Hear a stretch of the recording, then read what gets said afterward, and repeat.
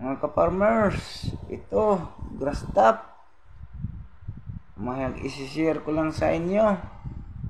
Itong grass top na ito ay pangpatay din ng damo doon sa palayan. Halimbawa yung palayan ninyo dinadamo, ay tirahin mo ng ganito. Tapos hindi man mamatay yung palay, yung damo lang.